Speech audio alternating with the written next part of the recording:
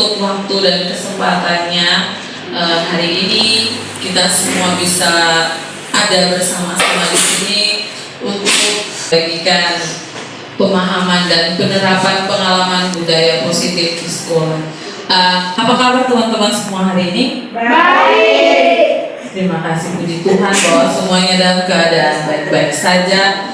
Semoga kegiatan kita hari ini bisa berjalan dengan baik, lalu juga dapat memberikan nilai positif untuk teman-teman semua dan juga saya sendiri yang memberikan. Sebelum kita memulai kegiatan kita, Ibu Novi bisa pimpin kita dengan doa dan juga ice breaking. Terima kasih.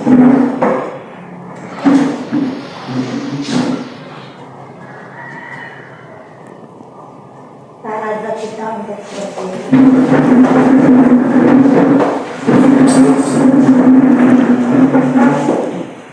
Marilah kita siapkan hati dan batin kita untuk berdoa. Izinkan saya membawa doa secara katolik. Dalam nama Bapa, Allah Bapa di surga, puji dan syukur kami haturkan kehadirat-Mu atas berkat bimbingan dan penyertaan-Mu sehingga kami dapat berkumpul kembali di depan-Mu. Kami mohon berkat dan perlindungan-Mu untuk kami semua agar kegiatan ini dapat berjalan dengan baik dan kami bisa menerapkan di lembaga pendidikan kami agar dapat berguna bagi kami dan anak didik kami. Nama-Mu kami puji kini dan sepanjang masa. Amin. Dalam nama Bapa. Ya. Kita semua masih dalam keadaan berdiri, ya. Baik, supaya kita tetap semangat, saya akan mengajak Bapak Ibu semua untuk melakukan ice breaking. Jangan diputar-putar berkeputar, jangan diputar-putar berdewah bau, jangan diputar-putar berdewah runtuh, digoyang-goyang, digoyang-goyang, digoyang-goyang. Iya, terima kasih. Luar biasa. Senang sekali. Baik, terima kasih Ibu Novi.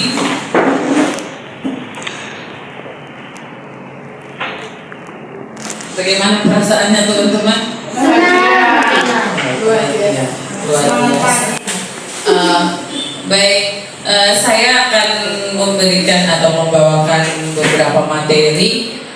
Yang pertama itu tentang pembelajaran dengan paradigma baru. Nah, pembelajaran dengan paradigma baru itu merupakan pembelajaran yang dirancang berdasarkan prinsip pembelajaran berdiferensiasi sehingga para peserta didik belajar sesuai kebutuhannya berdasarkan tahap perkembangan sesuai dengan teori psikologi modern untuk mewujudkan profil pelajar Pancasila. Jadi kita tahu bahwa walaupun pembelajaran berdiferensiasi itu baru kita pahami atau baru kita ketahui sekarang ini, tapi sebagai pendidik kita wajib melakukan pembelajaran berdiferensiasi untuk mewujudkan profil pelajar Pancasila. Konsep inti dari budaya positif itu selain perubahan paradigma belajar, lalu ada disiplin positif, ada juga nilai-nilai kebajikan, kebutuhan dasar manusia, motivasi perilaku manusia, posisi kontrol guru, keyakinan kelas, dan juga segitiga restitusi. Saya yakin bahwa teman-teman ada yang memahami beberapa hal ini, tapi ada juga yang mungkin saja belum paham.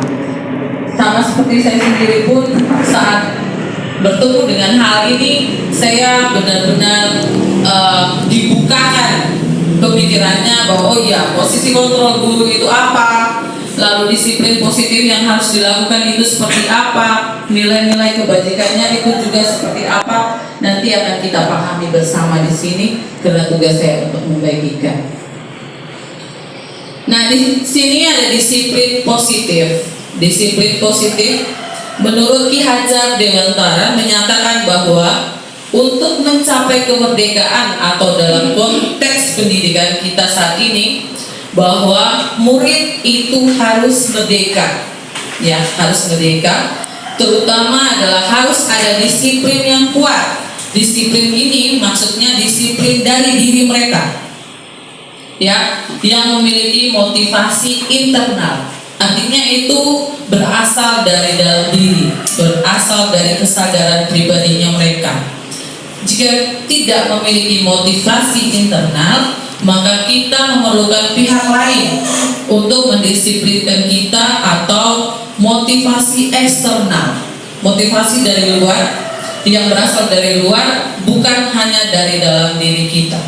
Jadi contoh saja mungkin juga, oh ya saya melakukan disiplin ini karena aturan seperti ini, atau karena saya punya keyakinan seperti ini, maka saya melakukan disiplin positif itu sendiri. Dengan kata lain, bahwa seseorang yang memiliki disiplin diri itu berarti mereka bisa bertanggung jawab terhadap apa yang dilakukannya, karena mereka mendasarkan tindakan mereka pada nilai-nilai kebajikan universal. Jadi nilai-nilai kebajikan universal nanti akan dijabarkan selanjutnya ini. Nilai kebajikan menurut profil pelajar Pancasila yang pertama beriman, bertakwa kepada Tuhan Yang Maha Esa dan berakhlak mulia, lalu mandiri, bernalar kritis, berkebinekaan global, bergotong royong dan juga kreatif. Ini adalah nilai-nilai kebajikan yang ditanamkan untuk mewujudkan profil pelajar Pancasila. Baik, dari saya mungkin itu, lalu bisa dilanjutkan oleh Ibu.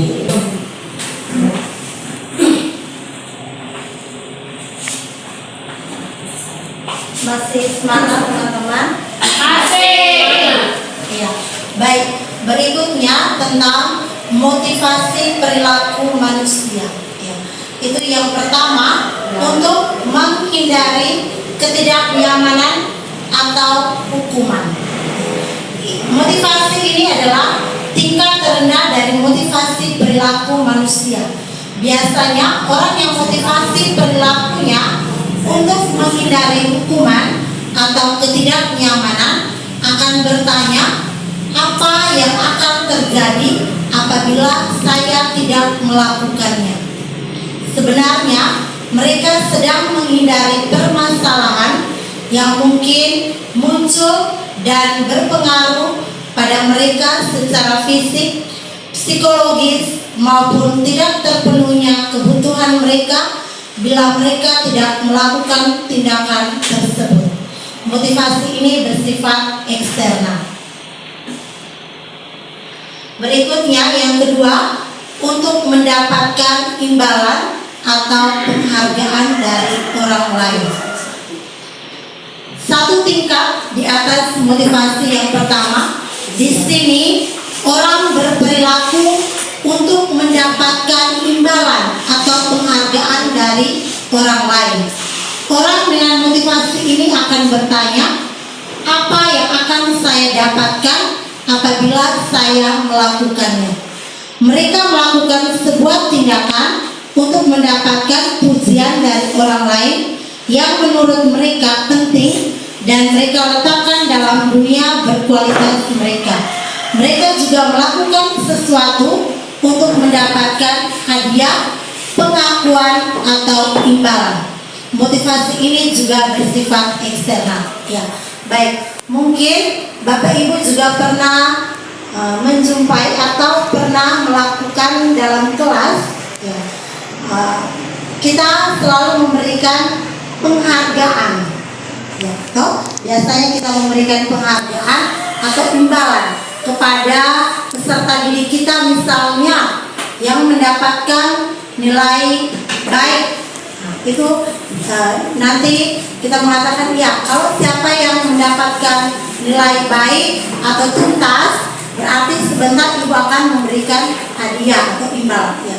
Itu sebenarnya itu juga tidak salah, tetapi itu mereka akan melakukannya, akan melihat imbalan apa yang akan mereka dapat. Baik, itu yang kedua. Yang ketiga, untuk menjadi orang yang mereka inginkan dan menghargai diri sendiri dengan nilai-nilai yang mereka percaya. Orang dengan motivasi ini akan bertanya, akan menjadi orang yang seperti apa apabila saya melakukannya. Mereka melakukan sesuatu karena nilai-nilai yang mereka yakini dan hargai, dan mereka melakukannya karena mereka ingin menjadi orang yang melakukan nilai-nilai yang mereka yakini tersebut. Ini adalah motivasi yang akan membuat seseorang memiliki disiplin positif, karena motivasi berperilakunya bersifat internal, artinya dari dalam diri mereka itu sendiri. Ya. Baik, kira-kira menurut Bapak Ibu, dari ketiga motivasi perilaku itu, kira-kira yang lebih cocok menurut Bapak Ibu itu apa? Apakah kita melakukan, anak-anak melakukan itu hanya untuk mendapatkan penghargaan atau imbalan, atau memang diyakini dari dalam diri mereka sendiri? Ya, yang pastinya kita menginginkan peserta didik kita itu melakukan ya, motivasi perilaku yang ketiga, ya, dari dalam diri mereka sendiri, ya, tanpa ada paksaan atau karena imbalan atau penghargaan tadi. Ya. Berikutnya tentang posisi kontrol guru. Ada 5 penerapan posisi kontrol guru. Yang pertama itu guru sebagai penghukum, pembuat rasa bersalah, sebagai teman, sebagai pemantau. Ya. Jadi ada penghukum, pembuat rasa bersalah, teman, dan pemantau. Contoh, misalkan kasus yang kita alami itu, misalkan siswa kita tidak memakai atribut yang lengkap pada saat upacara bendera. Ya. Contohnya itu ya posisi kontrol. Kalau kita sebagai penghukum, biasanya itu kita menyuruh peserta didik kita, misalnya hormat di tiang bendera selama 1 jam. Apakah pernah kita melakukan itu sebagai penghukum? Pasti pernah. Ya, saya sendiri juga pernah dan sering melakukan itu sebagai penghukum. Ya. Yang berikutnya sebagai pembuat rasa bersalah. Dari kasus yang tadi, kita sebagai guru pasti akan bertanya, berapa kali ibu atau bapak harus memberitahu kamu selalu saja mengecewakan ibu atau bapak. Pernah toh kita bilang ya. Pernah kita sebagai pembuat rasa bersalah. Berikutnya sebagai teman. Contoh, ayo dong ikuti aturan sekolah. Tolong bantu bapak atau ibu sekali ini saja. Ya sudah, tidak apa-apa, lain kali jangan sampai berbuat seperti ini lagi. Ya, kita juga pernah melakukan. Kita sebagai teman untuk peserta didik kita. Pemantau. Ya, pemantau ini contoh dari kasus tadi, misalnya kamu sudah melanggar peraturan, kamu tahu konsekuensinya. Setelah upacara kamu beli atributnya ke koperasi dan jangan diulangi lagi. Pernah? Pernah. Kita juga sudah berada pada posisi kontrol ini. Setelah sebagai pemantau, ya, ada posisi guru sebagai manajer. Ya, manajer itu artinya memberikan motivasi kepada peserta didiknya. Baik, dari 5 posisi kontrol ini sebagai pembuat rasa bersalah, penghukum, terus teman, apalagi pemantau dan manajer. Kira-kira, ya ini ada pertanyaan, kira-kira kita berada pada posisi kontrol yang mana? Semua. Semua, ya.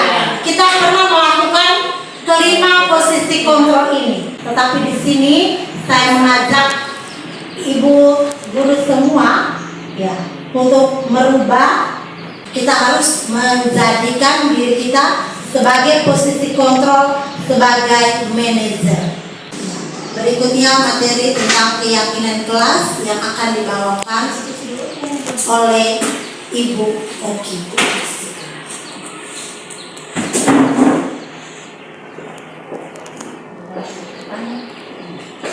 Ya baik, terima kasih atas kesempatan yang diberikan.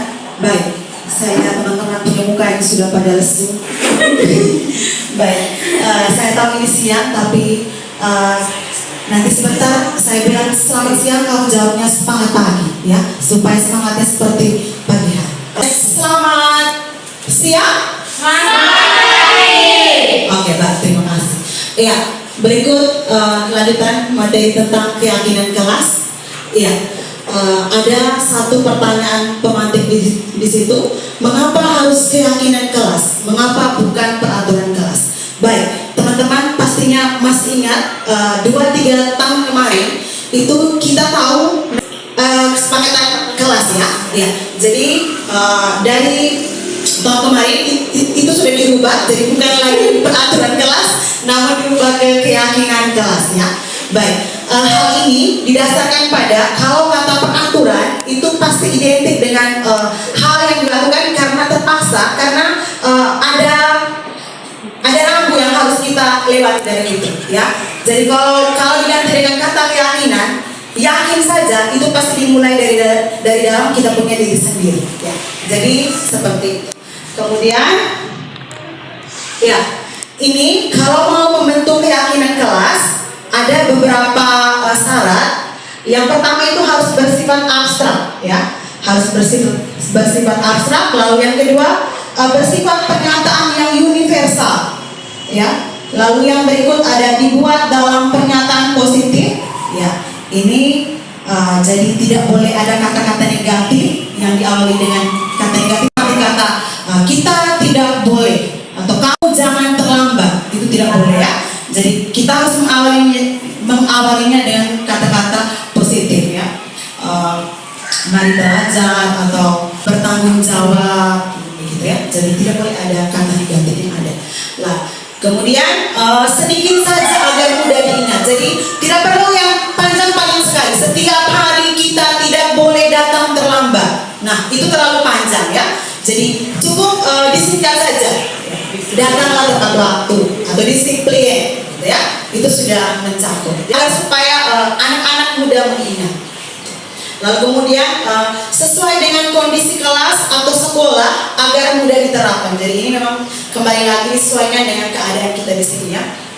Ya. Kemudian yang terakhir, semua warga sekolah atau kelas dilibatkan saat membuat keyakinan kelas. Jadi bukan semata-mata ini gurunya datang lalu bilang mari sudah kita buat keyakinan kelas lalu kita tidak boleh terlambat. Oke, fix dan kita tulis. Bukan seperti itu ya. Jadi ini disepakati bersama. Jadi pendapat itu harusnya digali dari anak-anak kita, kemudian nanti dirangkum lalu kemudian kita bisa jadikan itu menjadi keyakinan kelas bersama. Jadi kalau kemarin-kemarin itu kita biasanya buat bahwa peraturan kelas itu dari anak, setelah itu nanti nilai yang dia sebutkan langsung kita tuliskan di papan gitu ya sebagai keyakinan kelas. Nah, ini harus sedikit dirubah. Kenapa? Karena sebenarnya nilainya itu peraturannya dari anak. Setelah itu kita harus tentukan dulu nilai-nilai kebajikan universalnya apa dulu. Misalnya, kalau misalnya dia bilang tidak boleh terlambat, nah itu nilai kebajikan universalnya adalah disiplin. Maka keyakinan kelasnya adalah disiplin. Seperti itu ya. Jadi tidak semata-mata dari yang dia sudah pendapat dari dia tadi langsung kita tulis tidak. Jadi dari anak dulu, setelah itu kita rangkum dulu, kita saring dulu yang mana yang benar, lalu kemudian nanti kita sesuaikan dengan nilai kebajikan universalnya apa, lalu itu yang dijadikan keyakinan ya. Oke, sekian. Selanjutnya dilanjutkan oleh Ibu Fianti tentang restitusi, silakan.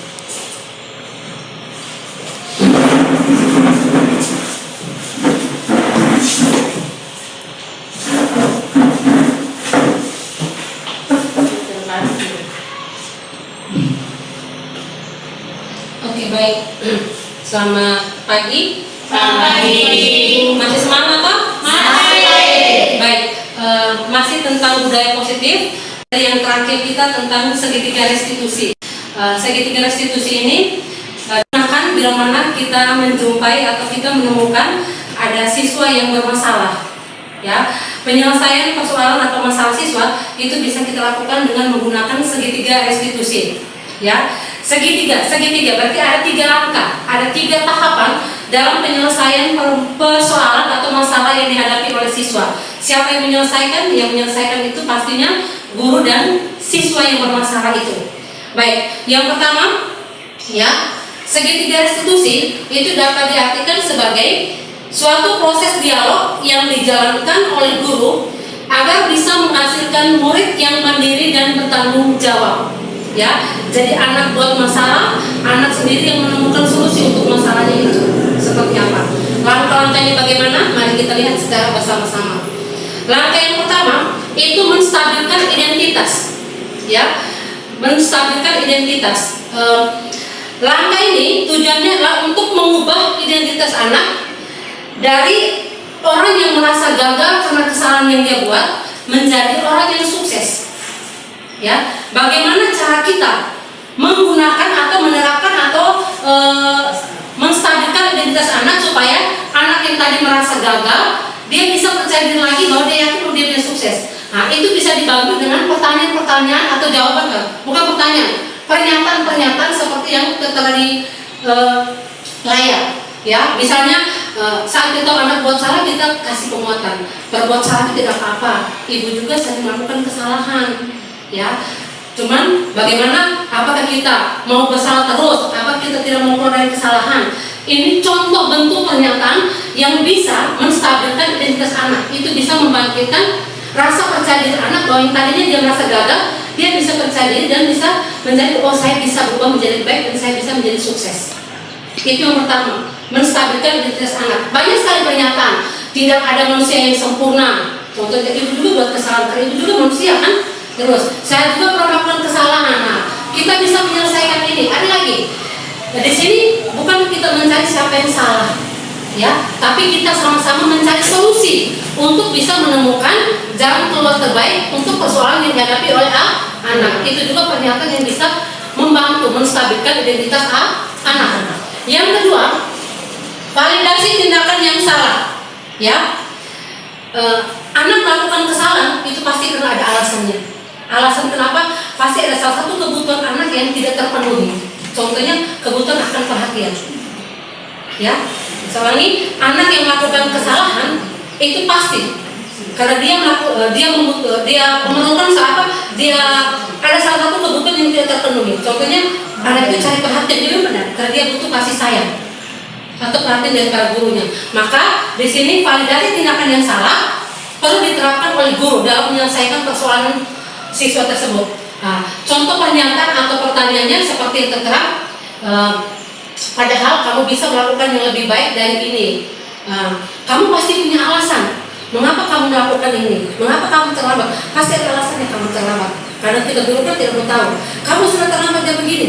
Yang tadi sebagai apa, penghukum, ya, tanpa bertanya pasti ada kenapa kamu sampai terlambat. Karena kita abaikan itu. Padahal itu langkah untuk bisa memvalidasi tindakan yang salah. Dari jawaban anak sendiri akan menemukan bahwa wah ternyata tindakan saya itu salah. Dia akan kayak menyesal dan segala macam itu. Jadi cara kita memvalidasi tindakan anak yang salah tersebut. Dan yang terakhir adalah menanyakan keyakinan, ya, keyakinan. Kembali lagi kepada keyakinan. Kalau kita sudah membuat keyakinan kelas bersama dengan anak, saat anak melakukan kesalahan, kita kembali kepada keyakinan. Di situ anak akan menemukan sendiri ya, bahwa kalau saya terlambat berarti saya tidak menerapkan nilai-nilai kebajikan disiplin misalnya, ya. Kalau saya tidak mengerjakan piket kelas berarti nilai kebajikan yang saya langgar itu bertanggung jawab. Dengan sendirinya anak akan merasa bersalah. Dan yang pastinya pada saat kita menanyakan keyakinan, ya, kita harus juga memberikan kalimat-kalimat penguatan bagi anak untuk bisa menyadari kesalahannya dan tentunya dia bisa berubah atau meninggalkan kesalahan tersebut. Ya, nah, di sini penting bagi kita untuk bertanya kepada anak kehidupan atau suasana yang seperti apa yang mereka inginkan ke depannya. Kita harus tahu itu. Ya, misalnya saya ingin pembelajaran yang menyenangkan, ada ice breaking-nya. Saya bosan di kelas terus, makanya saya bolos. Kita harus mencari tahu itu. Ya, dia butuh kebebasan. Saya dalam kelas saya capek, saya membaca panas segala macamnya. Boleh tidak ibu sesekali saya belajar di luar kelas? Kita perlu mencari tahu. Apakah selama ini kita pernah melakukan ini? Ya. Kita pernah melakukannya, hanya kita tidak menyadarinya bahwa kita sudah melakukan 3 langkah restitusi ini. Ya. Segitiga restitusi dalam penyelesaian masalah, walaupun tahapannya masih ya bukan yang dari pertama ke ketiga, kadang hanya pertama saja dan segala macamnya. Ya. Baik, sekarang kita perhatikan contoh video bagaimana guru menyelesaikan persoalan siswa dengan segitiga restitusi. Baik, selamat siang Putri. Tadi ibu dengar dari piket hari ini kalau Putri itu sering datang terlambat. Apakah benar? Kira-kira sudah berapa kali Putri terlambat? Hampir setiap hari. Nah, menurut Putri, terlambat itu suatu kesalahan, suatu kesalahan. Ya, baik Putri, setiap orang pasti memiliki kesalahan dan juga pernah melakukan kesalahan. Tetapi bagaimana kita bisa memperbaiki apa yang sudah kita lakukan? Ya, kita bisa memperbaiki dan mempelajari dari masalah yang ada. Apakah kamu setuju? Baik. Ibu ingin tahu alasannya, kira-kira mengapa Putri sering terlambat?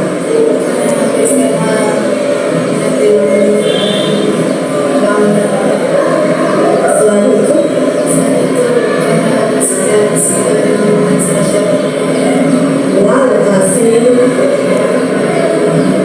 lokasi rumah dan sekolah jaraknya sangat jauh. Kira-kira kamu tidak kesepakatan kelas yang sudah kita buat? Keyakinan kelas yang mana kalau datang terlambat? Menurut disiplin, betul. Disiplin itu penting tidak?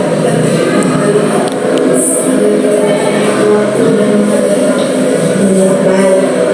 Menghargai waktu. Kalau kita bisa menghargai waktu, artinya itu nanti kita juga dapat menghargai orang lain. Terus menurut kamu, apa yang harus kamu lakukan agar kamu tidak datang terlambat lagi?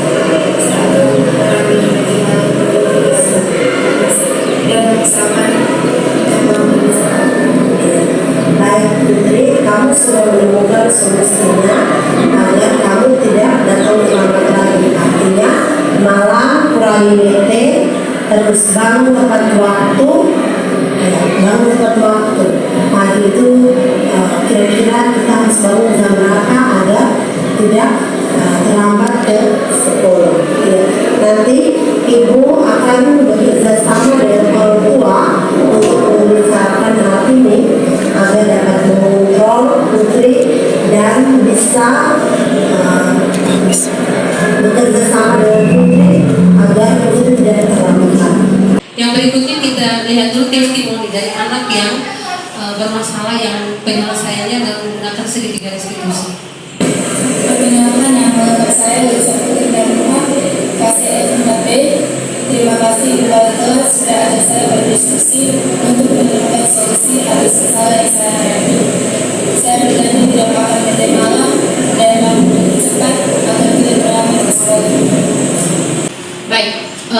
Ini tadi contoh sederhana dari video yang ditonton tadi, ada penyelesaian persoalan siswa dengan menggunakan segitiga restitusi, dan yang terakhir itu ada testimoni dari anak, ya. Kembali lagi ke tadi, kalau kita menggunakan langkah-langkah dari segitiga restitusi, anak dengan sendirinya menemukan solusi dari persoalannya, dan tentunya mereka akan meninggalkan kebiasaan lama mereka yang kurang baik itu, yang tidak baik itu, menjadi menciptakan kebiasaan-kebiasaan yang baik. Tentunya kembali kepada keyakinan, ya, dari nilai-nilai kebaikan yang kita yang diyakini bersama dengan guru atau wali kelasnya.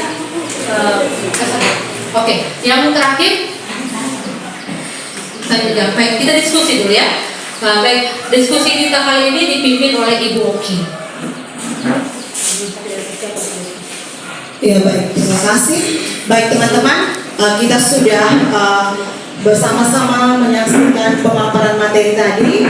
Mungkin ada teman-teman mungkin belum paham atau punya pertanyaan atau masukan atau saran, kami persilakan. Iya, Ibu Erni silakan.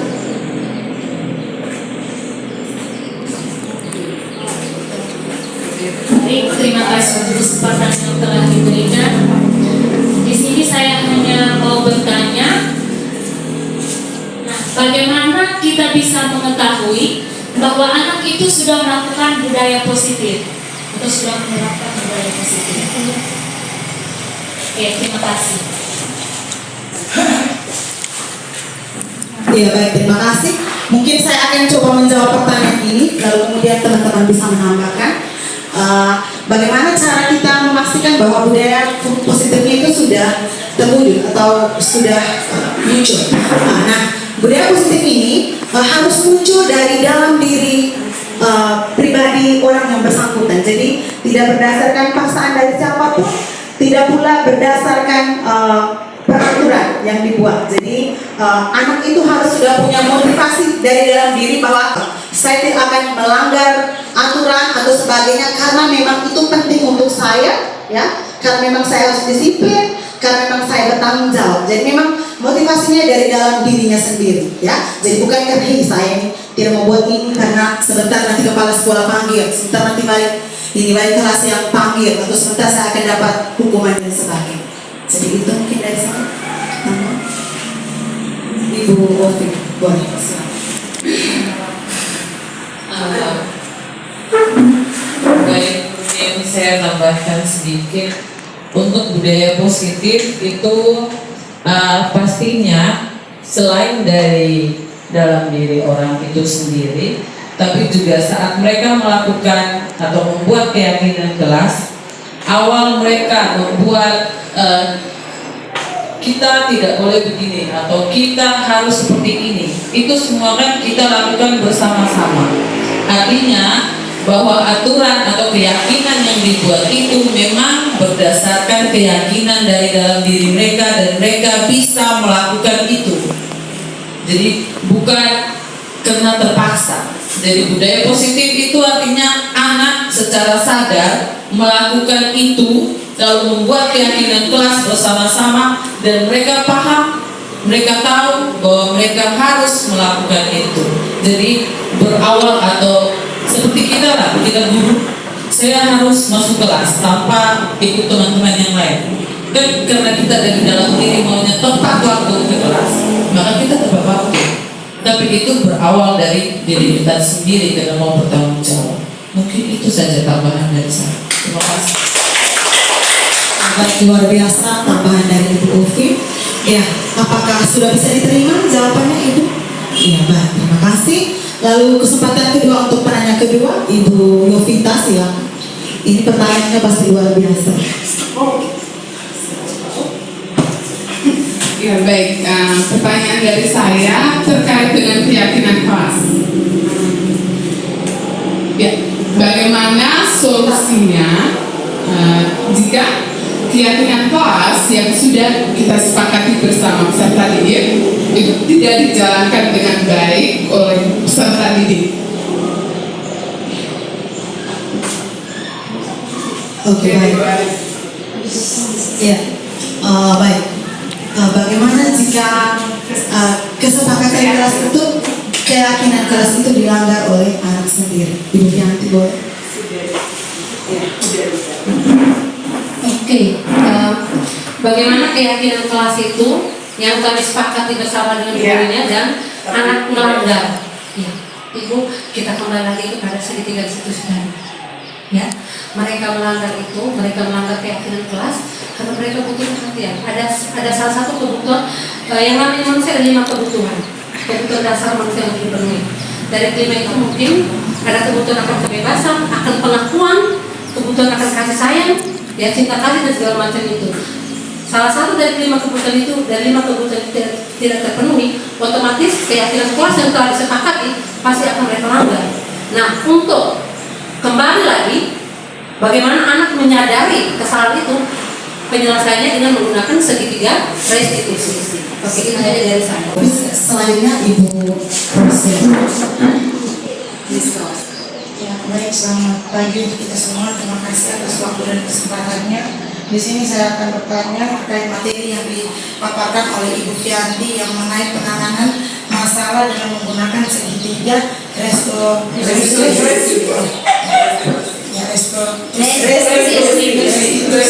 Ya, maaf karena di pertama kalinya mendengarkan cara untuk mengatasi sistem masalah yang kita hadapi terhadap siswa. Ya, pertanyaan saya, kita berada di sekolah yang jauh dari kota dengan karakter anak yang berbeda-beda. Dari 100 orang tidak mungkin mempunyai sifat dengan tingkat kenakalan yang sama.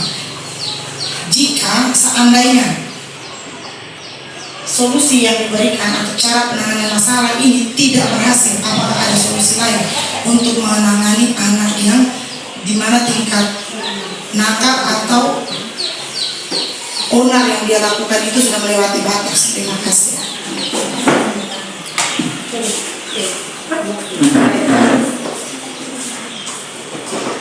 Ya. Ya, baik, saya coba menjawab. Baik, yang pertama dianjurkan agar kita melakukan penyelesaian masalah melalui segitiga restitusi. Nah, kenapa sampai diulangi lagi? Pasti kita harus periksa lagi diri kita sendiri. Kira-kira segitiga restitusi yang kita lakukan itu sudah sesuai dengan prosedurnya tidak? Sudah sesuai dengan langkahnya tidak? Sampai pada kita menggali motivasi dari dalam diri anak itu sudah sampai sejauh itu tidak? Dan biasanya kalau memang masih terjadi lagi, artinya bahwa segitiga restitusi yang dia lakukan sebelumnya itu tidak tepat. Itu biasanya seperti itu. Maka akhirnya akan menjadi peluang lagi untuk melakukan lagi kesalahan sama itu. Biasanya seperti itu. Ada tambahan? Oke, Ibu Ovi, coba. Baik, terima kasih. Untuk tadi kalau tidak salah ada Ros bertanya bahwa andaikan saja ya. Jadi kalau pakai pengandaian maka begini sistemnya. Awalnya memang sebagai guru kita harus tahu anak yang kita mau tangani ini model anak yang seperti apa. Kita harus tahu kodrat alam anak itu. Kita harus benar-benar memahami kira-kira yang saya hadapi ini adalah tipe anak yang seperti apa, supaya sebagai guru kamu atau kita itu bisa melakukan segitiga restitusinya tidak salah. Oke, baik, tanggapan yang luar biasa dari Ibu. Bagaimana Miss Rose? Oke, baik, terima kasih sudah diterima. Oke, baik. Terima kasih untuk kesempatan yang diberikan. Selamat pagi untuk kita semua. Baik, sebagai seorang guru yang baru, saya ingin bertanya sedikit. Adakah kesulitan ketika ibu mereka mencoba membangun budaya positif di kelas? Karena kita tahu bersama bagaimana watak anak-anak kita di sini. Mungkin dalam pemikiran saya sedikit susah untuk diatur dan susah untuk mendengarkan. Kira-kira jika ada kesulitan, kira-kira apa saja kesulitannya dan bagaimana Bapak Ibu mengatasi kesulitan yang awalnya waktu kita memilih kelas. Terima kasih. Baik, bagaimana mengatasi kesulitan untuk melakukan budaya positif? Ya, Ibu dulu. Baik, terima kasih. Kalau mau dibilang bagaimana cara kita memulai budaya positif, kalau saya pribadi itu selalu saya mulai dari diri saya sendiri. Ya, kalau saya mau sebagai guru itu saya harus menjadi contoh. Maka segala sesuatu yang kita lakukan pasti harus dimulai dari diri kita sendiri. Maka kita bisa menjadi contoh untuk anak-anak. Nah, awal-awal ini contohnya, awal-awal saya masuk ke kelas KCE yang masih baru itu memang benar-benar susah karena siswa-siswinya itu harus benar-benar dipacu atau harus diajak supaya mereka bisa melakukan sesuatu. Jadi kemarin saya melakukan dengan pembelajaran ini harus menggunakan ice breaking supaya ada antusias dari siswanya itu sendiri. Nah, dengan berjalan itu saya lihat semakin banyak siswa yang antusias kalau mengikuti pembelajaran. Saat saya belum keluar dari kelas pun sudah ada ketua kelas yang datang untuk ibu, ayo masuk kelas kami. Artinya bahwa budaya positif yang saya bangun dari diri saya itu berpengaruh ke siswanya. Dan mereka kalau saya belum masuk berarti mereka senang, harus cari ibunya dulu. Jadi kalau menurut saya budaya positif itu yang pasti pertama harus kita mulai dari diri kita sendiri, lalu baru kita bisa menjadi contoh untuk siswa-siswi. Terima kasih. Ya baik, saya menambahkan sedikit. Jadi selain daripada dari diri sendiri tadi juga, budaya positif ini tidak bisa semerta-merta terjadi dalam sehari, tidak bisa. Ya, ini harus melalui pembiasaan yang berkala dan konsisten. Ya, jadi supaya melatih mereka juga secara tidak langsung mereka lihat dan mereka alami lalu mereka bisa terapkan. Ya, mungkin seperti itu saja. Oke, masih ada? Oke, baik, sudah jelas ya. Baik, terima kasih teman-teman. Kemudian yang berikut kita sebelum mengakhiri kegiatan ini kita refleksi ya tentang kegiatan kita hari ini. Ya, jadi kami punya beberapa pertanyaan pemandu. Ada.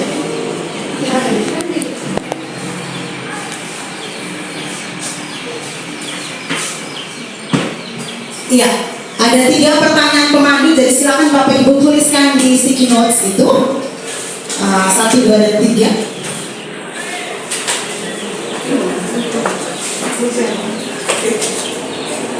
Ya.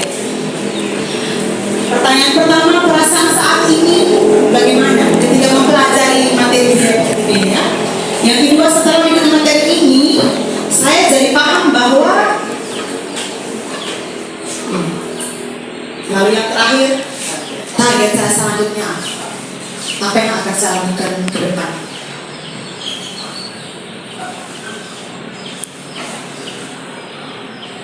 Baik, yang sudah selesai boleh menentarkan di bawah.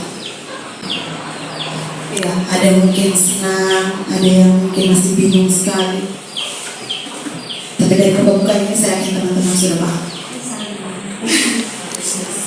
Ya, terlihat dari antusiasmenya saat diskusi. Jadi semakin lama tulis kan semakin tinggi tingkat refleksi.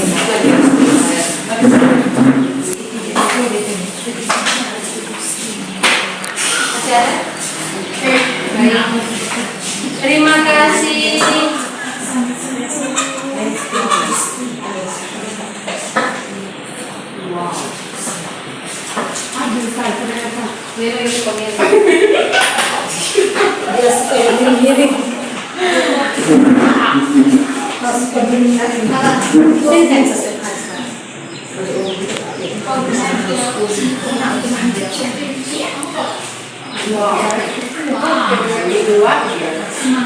Ya, oke.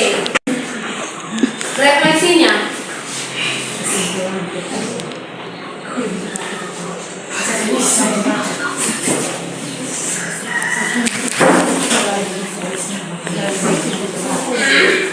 Baik, saya coba untuk merangkum semua refleksinya.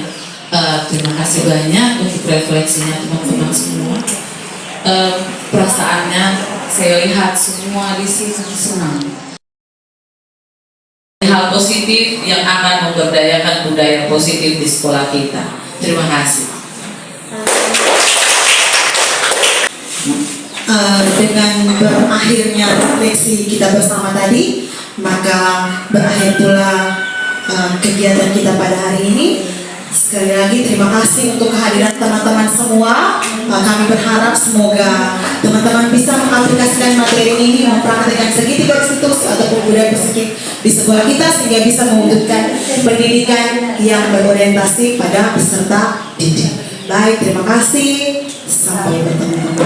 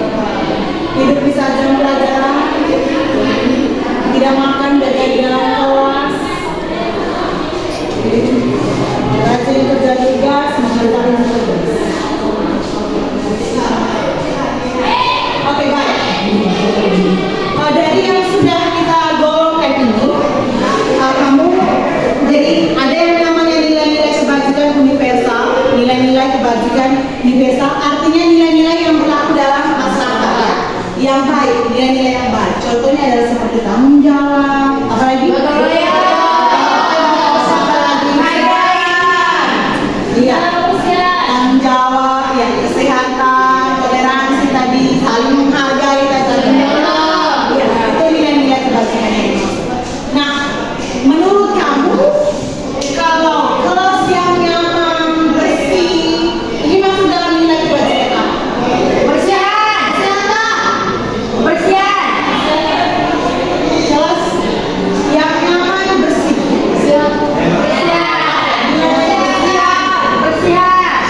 Iya, kebersihan atau kesehatan. Ya. Atau kesehatan, oke. Lalu yang saling menghormati, toleransi atau saling menghargai. Ya. Oke. Lalu yang datang ke sekolah tepat waktu, disiplin. Ya. Disiplin. Tidak makan jajan, disiplin. Lalu rajin kerja tugas, mengerjakan tugas. Oke. Ini masuk ke sini semua. Ya. Jadi sudah ada 3 nilai yang kita dapat. So dari 3 nilai ini, maka keyakinan kelas kita berarti ada ini. Ada nilai kebersihannya, ada nilai. Nah, 3 nilai itu yang harus kita masukkan dalam kita punya keyakinan kelas. Jadi sekarang juga ibu bagi kertas ini. Silakan kamu tulis sebaik-baiknya, kayak misalnya menghargai, menjaga kebersihan, sesuai dengan yang sudah ada. Harus disiplin, ya. Tuliskan saja nilai kebajikan universalnya apa yang menyangkut ketiga. Ibu saya itu. Iya. Kartu sana ada. Sekalian langsung tenda di depan. Modelnya pakai apa? Saling apa? Saling menghargai. Kita selalu dalam kelas. Tanggung jawab. Fotonya mana Ivin? Ivin foto yang kita tulis. Pakai ini, halo. Jangan pakai ini tulisnya, pakai spidol.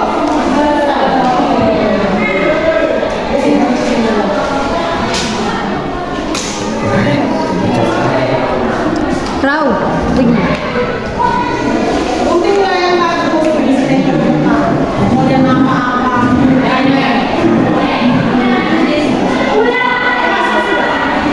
Mungkin yang bagus model.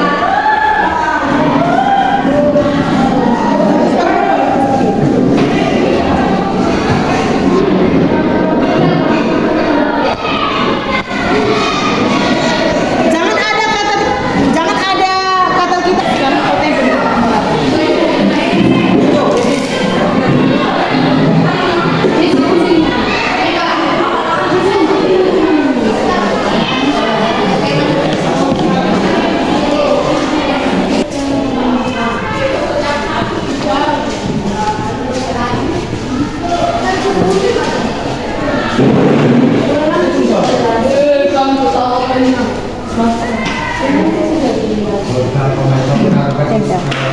yang ditempel 1, 2. Tapi tidak jauh juga yang ketika kami bekerja sama itu agak jauh.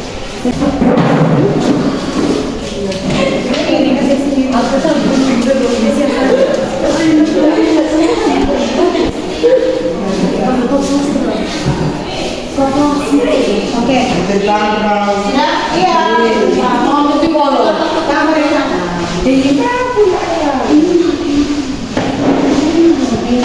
Mana sayangnya?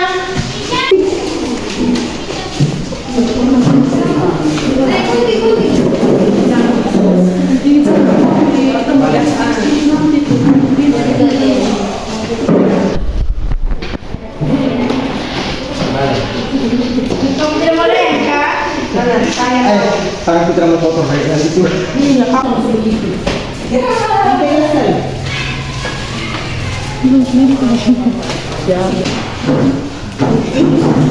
jangan Oke,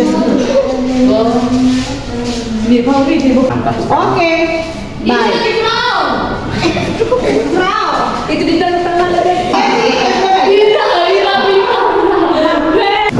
sudah ya. Kita sudah menghasilkan beberapa nilai keyakinan kelas kita dan itu merupakan kesepakatan bersama. So sekarang silakan karena ini merupakan kesepakatan bersama. Jadi kamu tanda tangan di situ. Oke. Kita akan sekitar video. Baik.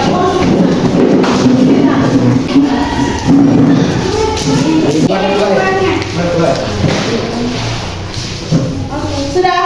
Sudah. Oke. Sekarang yang bertanggung jawab itu ibu ya. Maka ibu dari sini tanda tangan.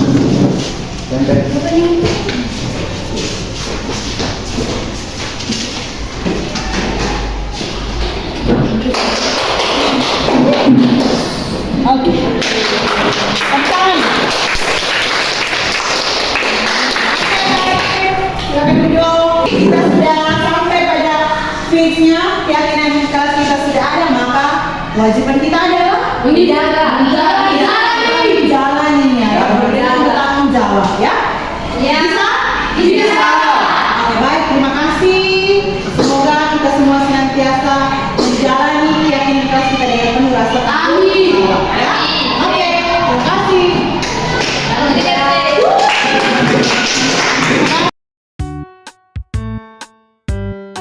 Halo, selamat pagi. Saya Ipin.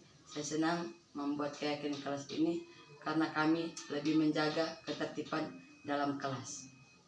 Halo, selamat pagi. Saya Maria Kristina Ica, kelas 12 Bahasa. Saya sangat senang dengan pembuatan keyakinan kelas karena kami bisa lebih disiplin lagi.